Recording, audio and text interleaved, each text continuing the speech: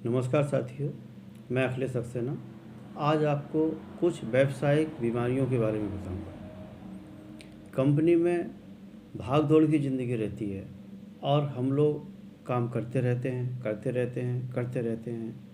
जब हमारे रिटायरमेंट का समय आता है तो हम देखते हैं कि हमारे अंदर कुछ बीमारियां पहुंच गई हैं, इकट्ठी हो गई हैं, जो बाद में हमें बहुत परेशानी देती हैं। तो हमारे ओल्ड एज में जाके रिटायरमेंट के समय पे वो बीमारियां हमें न लगें, तो उनके बचाव के लिए हम क्या कर सकते हैं। सबसे पहले तो हम बात करेंगे व्यावसायिक बीमारियां होती कौन सी हैं। व्यावसायिक बीमारियां का मतलब, जैसे हम अधिक ध्वनि वाले क्षेत्र में काम करते हैं तो धीरे धीरे हमारे सुनने की क्षमता कम हो जाती है।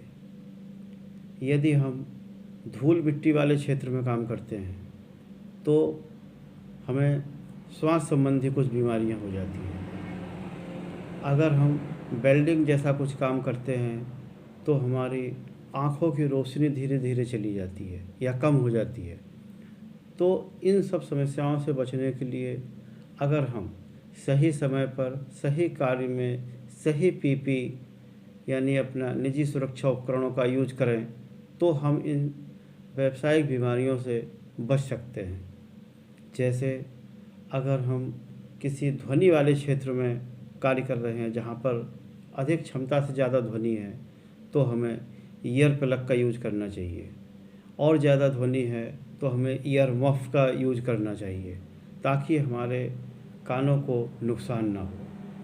और यदि हम धूल मिट्टी वाले क्षेत्र में कार्य कर रहे हैं तो हमें डस्ट मास्क का यूज करना चाहिए। डस्ट मास्क से हमारे अंदर धूल मिट्टी के पार्टिकल्स नहीं जाएंगे और श्वसन संबंधी बीमारियां कम होंगी।